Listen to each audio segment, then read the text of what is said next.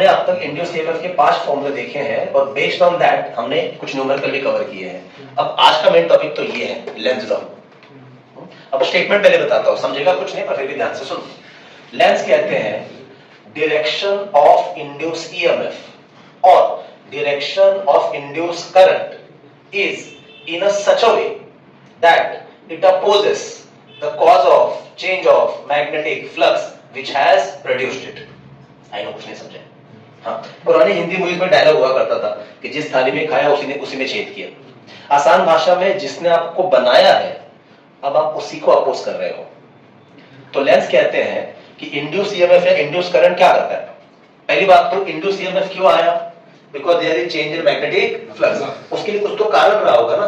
कारण मतलब जैसे आपने मैग्नेट को कॉइल की तरफ आगे पीछे किया, ये है कारण, कॉज। अगर आप मैग्नेट को कॉइल की तरफ आगे पीछे नहीं करते तो क्या फ्लक्स चेंज होता। तो ये है cause of change in magnetic flux, magnet को कॉइल की तरफ आगे पीछे करना। तो लेंज कहते हैं इंड्यूस ईएमएफ या इंड्यूस करंट क्या करता है, उसी चीज को अपोज करता है जिसने उसे प्रोड्यूस किया है। मतलब ही इंड्यूस ईएमएफ या इंड्यूस करंट अपोज करता है किसे, cause of change of magnetic flux which has produced it. एक बार रिपीट कर रहा हूं स्टेटमेंट, अब थोड़ा और समझ में आएगा।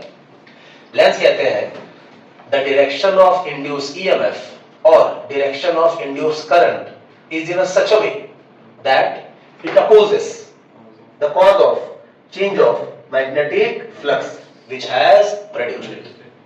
मतलब जिसने प्रोड्यूस किया है उसी चीज को क्या करना है, अपोज करना है। ये रहा स्टेटमेंट। अब ये समझने के लिए हम 4 केसेस लेने वाले हैं। अब बुक ने ऐसे 4 केसेस बना के नहीं दिए हैं और हम अपने अंडरस्टैंडिंग के लिए 4 केसेस बनाने वाले हैं, क्योंकि न्यूमेरिकल में भी काम आता है और ये एमसीक्यू में भी काम आता है।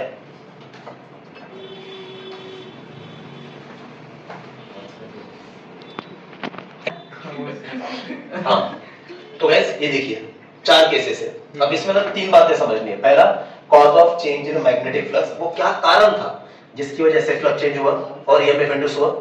दूसरा, फिर इंड्यूस ईएमएफ का रिएक्शन क्या होगा। और तीसरा, based on that induce current का डायरेक्शन क्या होगा। यहां तक आना है। सीन नंबर 1, ये देखिए कॉइल है, ऐसे ही रखा है जैसे हमने वीडियो में देखा, और ये देखिए मैग्नेट कॉइल के पास आ रहा है। अब सीधी सी बात है, मैग्नेट कॉइल के पास आ रहा है मतलब ही कॉइल में से पास होने वाला मैग्नेटिक फील्ड बढ़ेगा, चेंज होगा, पर एग्जैक्टली क्या होगा, बढ़ेगा। और मैग्नेटिक फील्ड बढ़ेगा मतलब ही मैग्नेटिक फ्लक्स भी बढ़ेगा, मतलब ही मैग्नेटिक फ्लक्स क्या होगा, change. Show cause of change in magnetic flux क्या है, कॉज ये है magnetic field in a coil बोलो इंक्रीज, ये कारण हुआ। अगर मैग्नेट कॉइल के पास ना जाता तो क्या मैग्नेटिक फील्ड बढ़ता, मतलब क्या फ्लक्स चेंज होता, तो क्या ईएमएफ इंड्यूस होता, नहीं, तो कुछ होता ही नहीं, आया ना। अच्छा, इसी कारण को और एक तरीके से भी लिख सकते हैं, मैग्नेटिक फील्ड बढ़ा क्यों, क्योंकि मैग्नेट कॉइल के पास गया। अब मैग्नेट मतलब एग्जैक्टली कौन, नॉर्थ पोल। तो इसी कारण को मैं ऐसे भी लिख सकता हूं कि नॉर्थ पोल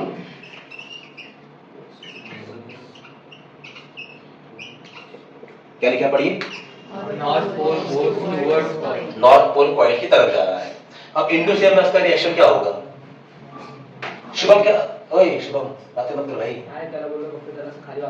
कोणाला कोणाला, हाँ भाई शुभम थोड़ा शिफ्ट हो जा, दिख रहा है अभी, उस वाले शुभम को दिख रहा है, ये वाला शुभम साइड में हो गया है, दोनों शुभम को दिक्कत नहीं है, पढ़ाओ मैं। चलिए, तो गाइस इंड्यूस ईएमएफ का रिएक्शन क्या होगा, इंड्यूस ईएमएफ वो चीज को अपोज करेगा, मतलब इंड्यूस ईएमएफ नहीं चाहेगा कि मैग्नेटिक फील्ड जिस कारण ने उसको प्रोड्यूस किया है उसी को अपोज करना है। प्रोड्यूस किसने किया है, मैग्नेटिक फील्ड के बढ़ने से। तो इंड्यूस ईएमएफ चाहेगा कि मैग्नेटिक फील्ड बढ़े ना, मतलब ही घटे। तो इंड्यूस ईएमएफ का रिएक्शन होगा कि magnetic field should what, decrease. I hope making sense. Magnetic field क्या हो, डिक्रीज। अब इसी चीज को और एक तरीके से भी समझा सकता हूं, कैसे, मैग्नेटिक फील्ड डिक्रीज कब होगा, जब ये मैग्नेट कॉइल से दूर जाएगा। मैग्नेट दूर जाएगा मतलब कौन दूर जाएगा, तो इस एंगल से समझेंगे तो कारण क्या था, नॉर्थ पोल कॉइल के पास आ रहा था।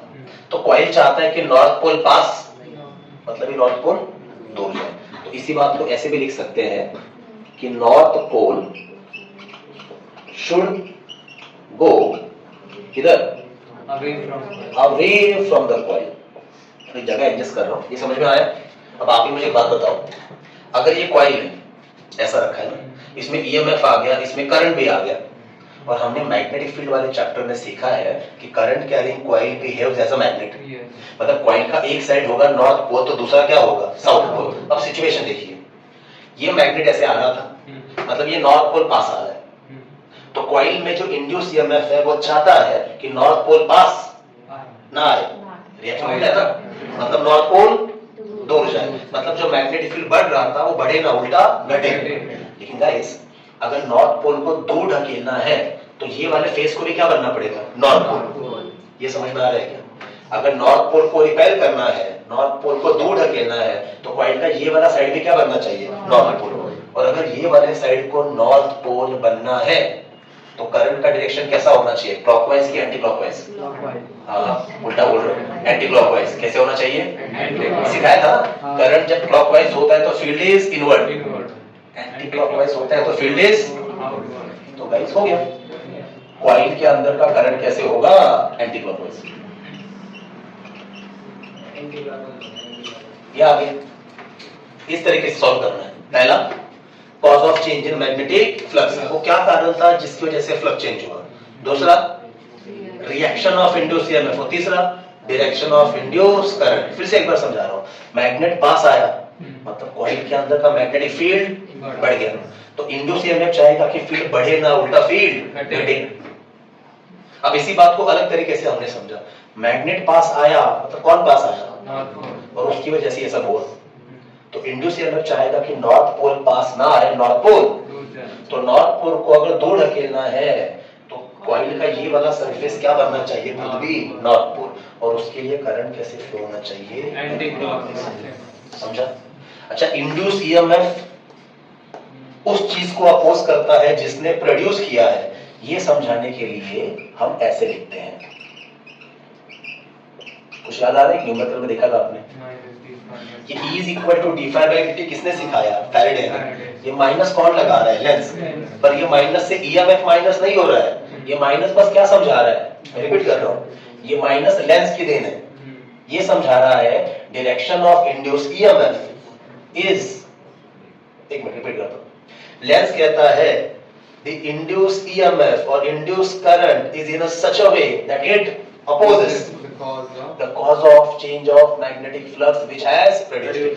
ये माइनस अपोज वाला चीज समझा रहा है। I hope making sense. ये पहला केस समझ में आया, ऐसे और 3 केस लेने हैं। अभी क्लियर? पॉज करो प्लीज। ऑलराइट, तो ये था केस 1। अब लेंज लॉ में हमने ये तो सीखा कि इंड्यूस ईएमएफ या इंड्यूस करंट का बिहेवियर ऐसा होता है कि जिसने उसे प्रोड्यूस किया उसी को अपोज करता है। इसीलिए जब ये मैग्नेट कॉइल के पास आ रहा था तो मैग्नेटिक फील्ड बढ़ रहा था, तो मैग्नेटिक फील्ड घटाना चाहता था कौन, इंड्यूस ईएमएफ। उसके लिए करंट का डायरेक्शन कैसे आया, एंटी क्लॉकवाइज। अब उल्टा सिचुएशन लेते हैं, केस नंबर 2। Check this. मान लीजिए फिर से ये कॉइल है, ये गैल्वेनोमीटर है, पर इस बार हम क्या कर रहे हैं, देखो इस बार ये मैग्नेट कॉइल के पास नहीं आ रहा है, कॉइल से दूर जा रहा है। अब सीधी सी बात है, मैग्नेट अगर कॉइल से दूर जा रहा है तो कॉइल के अंदर का मैग्नेटिक फील्ड क्या होगा, कम। अब इंक्रीज या डिक्रीज, चेंज तो हो रहा है ना, और मैग्नेटिक फील्ड चेंज होगा तो मैग्नेटिक फ्लक्स भी चेंज होगा, और मैग्नेटिक फ्लक्स चेंज होगा तो ईएमएफ इंड्यूस होगा। तो यहाँ पे cause of change in magnetic flux क्या है, कॉज ये है कि magnetic field in the coil what, decrease. ये कारण है गाइस, कि मैग्नेटिक फील्ड क्या हो रहा है, डिक्रीज हो रहा है। इसी कारण को मैं और एक तरीके से भी लिख सकता हूं। वो तरीका क्या है, देखो जैसे यहाँ पे क्या लिखा था कि नॉर्थ पोल कॉइल के पास आ रहा है, अब मैग्नेट दूर जा रहा है मतलब कौन दूर जा रहा है, नॉर्थ पोल। तो इसी कारण को मैं ऐसा भी लिख सकता हूं कि north pole goes away from the coil. ये बराबर है? हाँ, अब ईएमएफ तो इंड्यूस हो गया क्योंकि फील्ड बढ़े या घटे चेंज तो हो रहा है ना, फील्ड चेंज हो रहा है तो फ्लक्स भी, मतलब d phi by dt। तो हाँ, कॉइल में ईएमएफ इंड्यूस हो चुका है, कॉइल में ईएमएफ इंड्यूस हो चुका है, पर अब इंड्यूस ईएमएफ का रिएक्शन क्या होगा, तो इंड्यूस ईएमएफ का रिएक्शन ये होगा उस चीज को अपोज करना जिसने उसे प्रोड्यूस किया है। किसने प्रोड्यूस किया है? इसने। कि कॉइल के अंदर का मैग्नेटिक फील्ड कम हुआ तो इंड्यूस ईएमएफ चाहेगा इसको अपोज करना, मतलब इंड्यूस ईएमएफ चाहेगा कि फील्ड कम ना हो, फील्ड इंक्रीज हो। तो इंड्यूस ईएमएफ का रिएक्शन होगा कि मैग्नेट, अब शॉर्ट में लिख रहा हूं गाइस, रिएक्शन होगा magnetic field in the coil should increase. Magnetic field in the coil should increase. अब इसी बात को और एक तरीके से बोल सकते हैं, मैग्नेटिक फील्ड इंक्रीज हो मतलब क्या? ये नॉर्थ पोल जो दूर जा रहा था, इंड्यूस ईएमएफ चाहेगा कि नॉर्थ पोल दूर ना जाए, मतलब नॉर्थ पोल पास आए। तो इसी चीज को ऐसे भी लिख सकते हैं, एक मिनट, इसी चीज को ऐसे भी लिख सकते हैं कि इंड्यूस ईएमएफ चाहता है कि नॉर्थ पोल शुड कम किधर? Towards coil.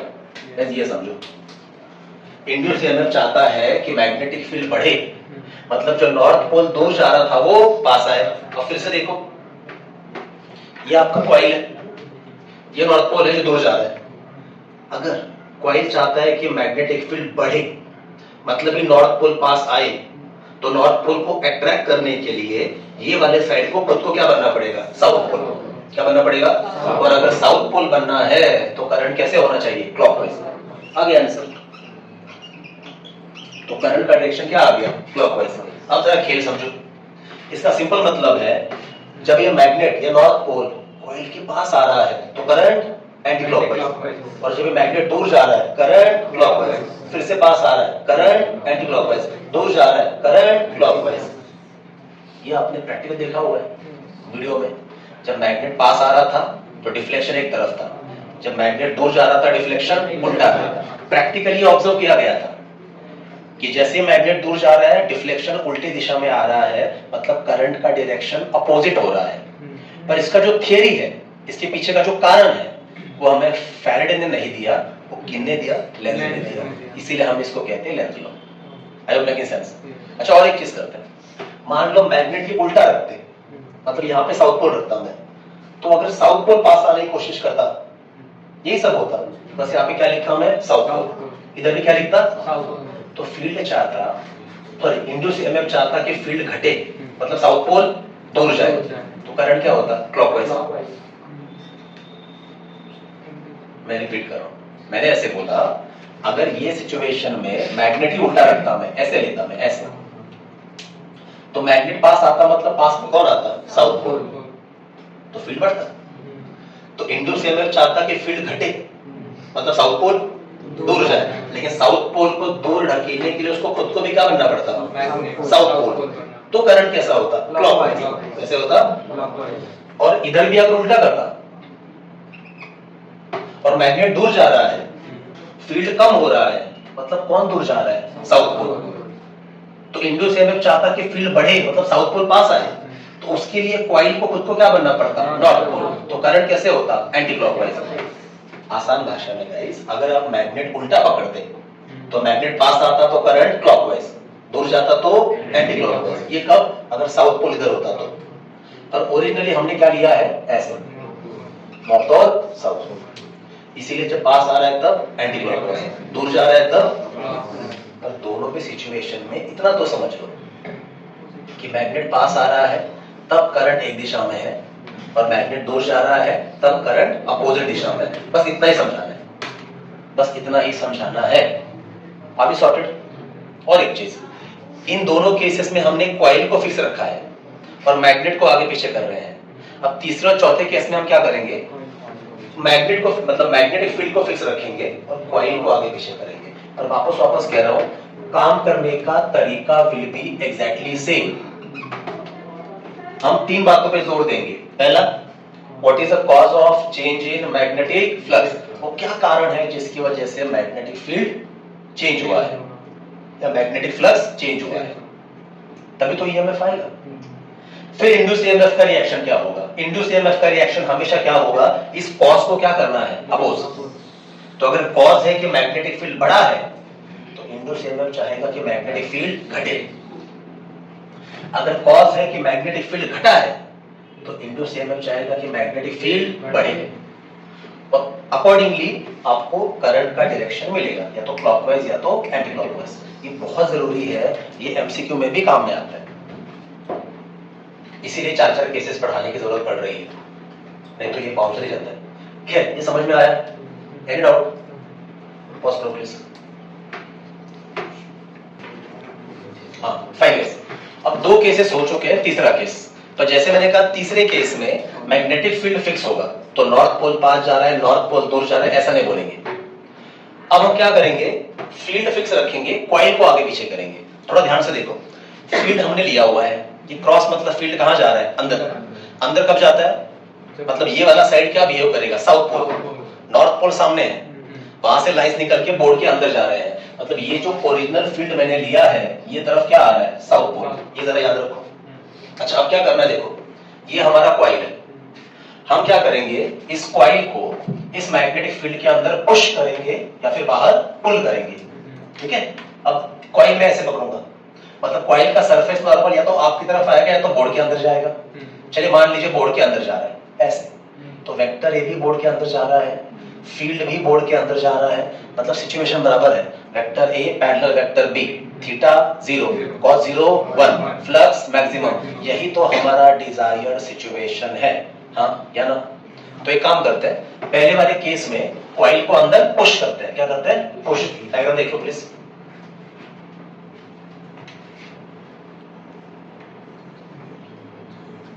ये है कॉइल, और ये देखिए हम इसको अंदर पुश कर रहे हैं, मतलब ये अंदर जा रहा है, ऐसे ऐसे।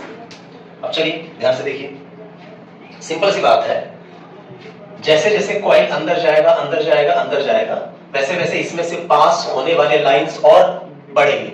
अपने वीडियो में भी दिक्कत आई है, एरिया बढ़ जाएगा ना। कॉइल अगर पूरा बाहर है तो इसमें से फील्ड पास हो रहा है या नहीं, लेकिन जैसे जैसे कॉइल अंदर अंदर जाएगा, इसमें से और लाइन पास होंगे, मतलब और फील्ड पास होगा। एक सेंटेंस में कहूं तो, जैसे जैसे कॉइल अंदर जाएगा, कॉइल में से पास होने वाला मैग्नेटिक फील्ड बढ़ेगा। फील्ड बढ़ेगा मतलब ये फ्लक्स मतलब चेंज होगा ना, 25/80 आ जाएगा, ईएमएफ इंड्यूस हो जाएगा।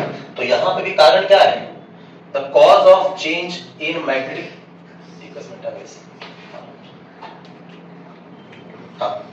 The cause of change in magnetic flux क्या है, कारण ये है कि magnetic field in the coil increases, बराबर ना। Magnetic field in the coil increases.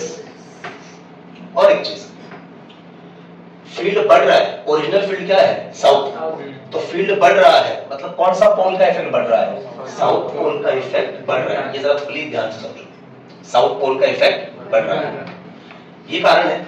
Coil जितना अंदर आएगा उतना कॉइल में से पास होने वाला मैग्नेटिक फील्ड बढ़ेगा, मतलब ही चेंज होगा, मतलब ही फ्लक्स चेंज होगा, मतलब ही ईएमएफ इंड्यूस होगा। अब जैसे ईएमएफ आएगा, लेंस क्या कहते हैं, the direction of induce EMF और induce current is in a such a way that it opposes the cause of change in flux which has produced it. मतलब इंड्यूस ईएमएफ अब इसे अपोज करेगा। आसान भाषा में, इंड्यूस ईएमएफ नहीं चाहता कि मैग्नेटिक फील्ड बढ़े, इंड्यूस ईएमएफ चाहता है मैग्नेटिक फील्ड घटे। तो इंड्यूस ईएमएफ का रिएक्शन होगा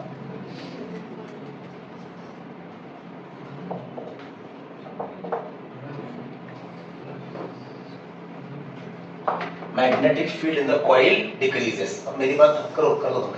अब गाइस मेरी बात ध्यान से सुनो, ओरिजिनल फील्ड अंदर जा रहा है, अगर इंड्यूस ईएमएफ चाहता है कि फील्ड घटे, तो इस कॉइल में करंट ऐसे फ्लो होना चाहिए कि कॉइल का जो मैग्नेटिक फील्ड होगा वो अंदर नहीं बाहर आना चाहिए। क्योंकि अगर कॉइल का मैग्नेटिक फील्ड भी अंदर ही गया, ओरिजिनल भी अंदर ही है, तो दोनों अंदर है, तो दोनों आपस में क्या हो जाएंगे, ऐड, तो घटेगा नहीं उल्टा बढ़ेगा। I hope making sense. फिर से कह रहा हूं, ओरिजिनल फील्ड कहां जा रहा है, अंदर।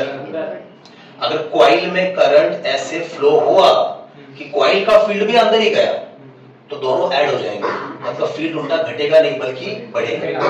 पर इंड्यूस ईएमएफ चाहता है कि फील्ड घटे। ये तभी पॉसिबल है जब कॉइल में करंट कुछ इस दिशा में फ्लो हो कि कॉइल का मैग्नेटिक फील्ड कहां आए, बाहर, उल्टे दिशा में आए। मतलब अगर अंदर जा रहा है 10 टेस्ला और मान लो कॉइल का फील्ड है 4 टेस्ला पर बाहर आ रहा है, तो ओवरऑल कितना होगा? 10 माइनस 4 6। बढ़ा के घटा? ऑब्वियसली घटा। Making sense?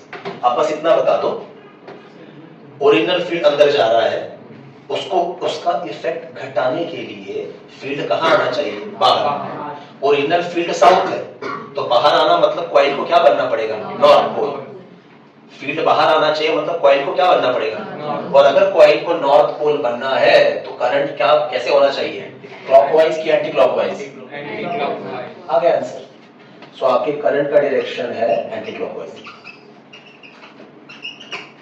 इसमें समझने वाली बात क्या है? समझने वाली बात ये है, अगर मैं 4 कदम दरवाजे की तरफ चल रहा हूं, 4 कदम, अब अगर मुझे अपने स्टेप्स कम करने हैं, उल्टा चलने का ऑप्शन नहीं है, अगर मुझे अपने कदम कम करने हैं तो पहले तो मुझे डायरेक्शन उल्टा करना पड़ेगा, और फिर उल्टे डायरेक्शन में अगर मैं 2 कदम चलता हूं तो 4 कदम उधर, 2 कदम इधर, ओवरऑल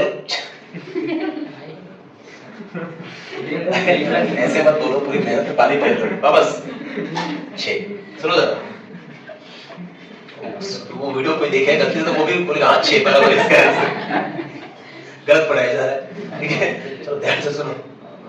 हाँ, मैं कह रहा हूँ इसका सिंपल मतलब है, अगर मैं ईस्ट में 10 कदम चलता हूँ, ईस्ट में, और अगर मुझे अपने नंबर ऑफ स्टेप्स कम करने हैं, उल्टा चलने का ऑप्शन नहीं है, तो सबसे पहले तो मुझे अपना डायरेक्शन उल्टा करना पड़ेगा, वेस्ट में मूव करना पड़ेगा। अब अगर मैं वेस्ट में 4 कदम चलता हूं तो ओवरऑल इफेक्ट क्या आ गया? 10 माइनस 4 इज 6। समझा कि नहीं?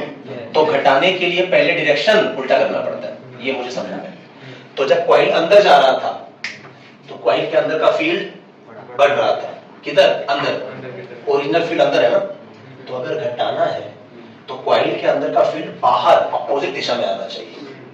ओरिजिनल अंदर है तो कॉइल का बाहर आना चाहिए, और बाहर आने के लिए कॉइल को क्या बनना पड़ेगा? नॉर्थ पोल, क्योंकि ओरिजिनल साउथ पोल है, और नॉर्थ पोल बनने के लिए करंट एंटी क्लॉकवाइज।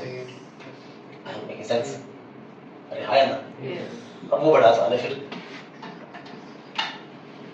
हाँ, केस नंबर 4, लास्ट केस। अब हम क्या करेंगे? कॉइल को अंदर पुल किया ना, अब हम कॉइल को बाहर खींचेंगे, ये देखिए ऐसे।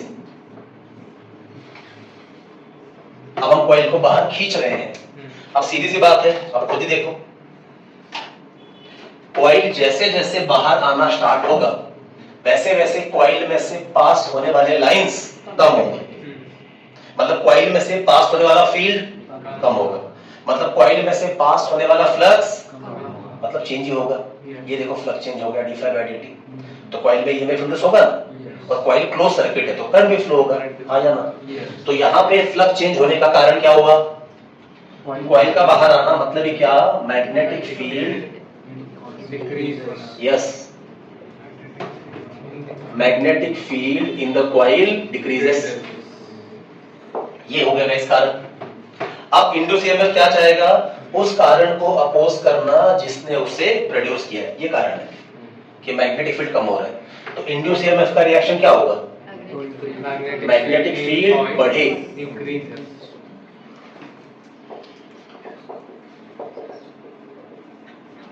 अब मैं एक सवाल का जवाब दूं।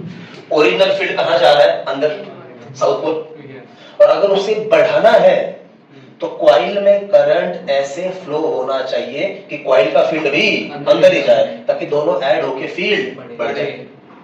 Are you making sense?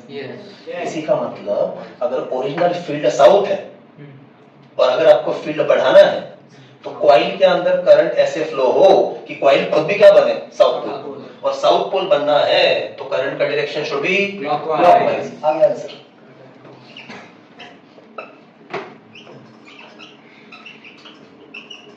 अब चलिए वीडियो के साथ मैच करके देखते हैं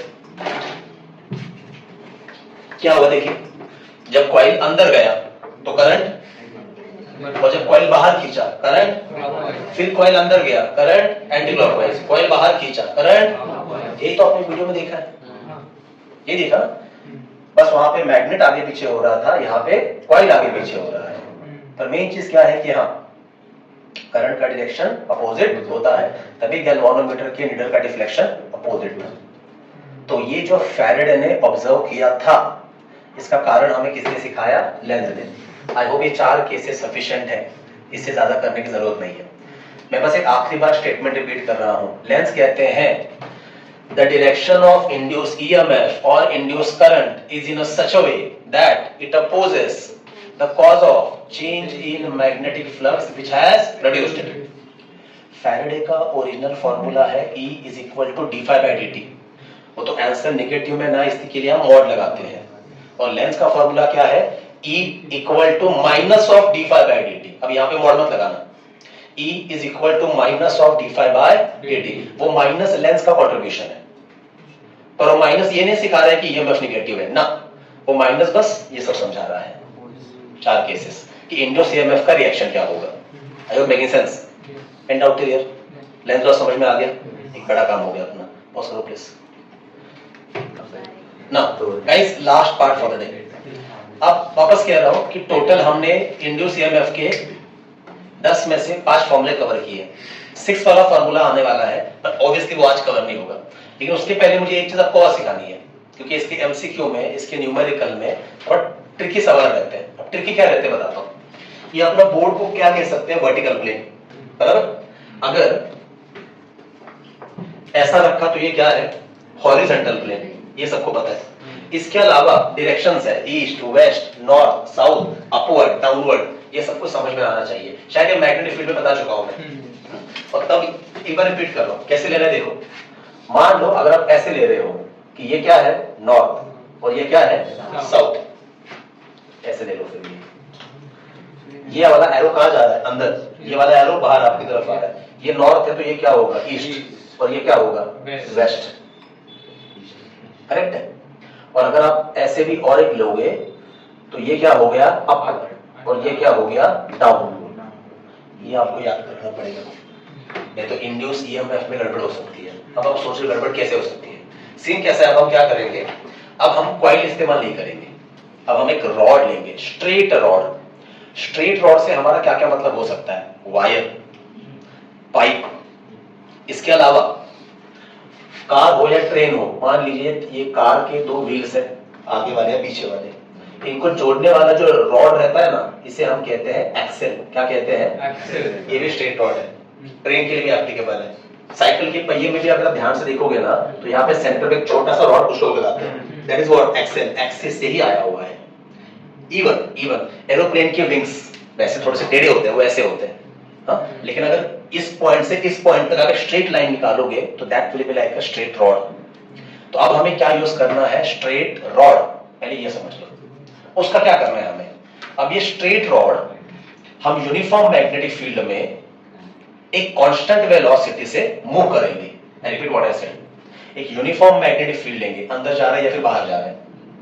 एक स्ट्रेट रॉड लेंगे और उस रॉड को एक कांस्टेंट स्पीड से मूव करेंगे थ्रू यूनिफॉर्म मैग्नेटिक फील्ड. तो ये रॉड इस मैग्नेटिक फील्ड को क्या करेगा? Cut.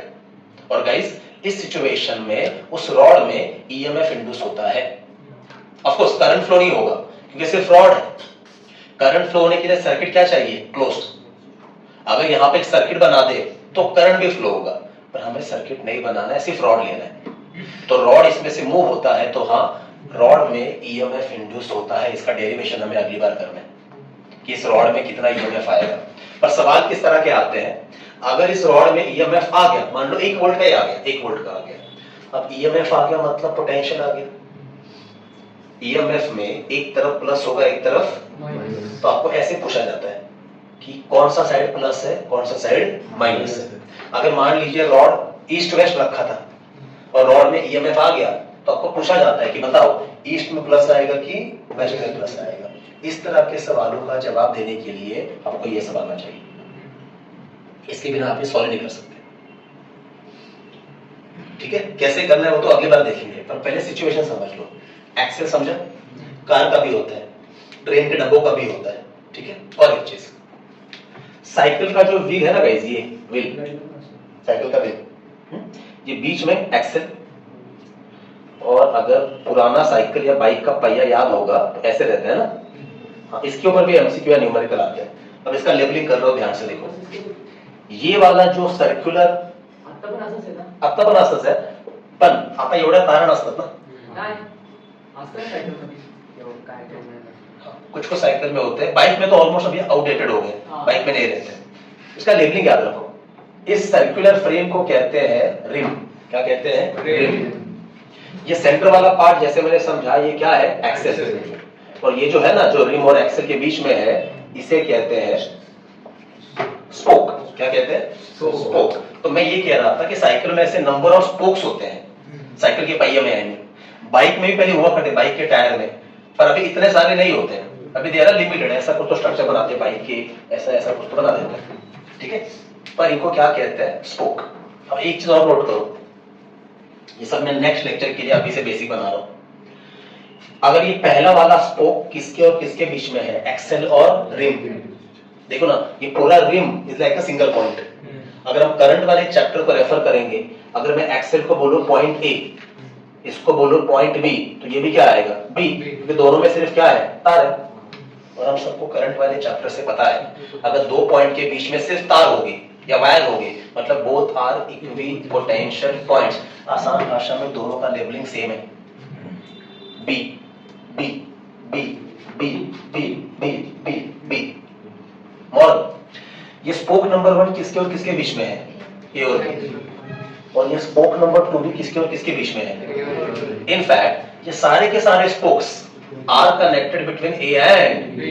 That is, all the spokes are connected between two common points. तो क्या बोलूंगा मैं?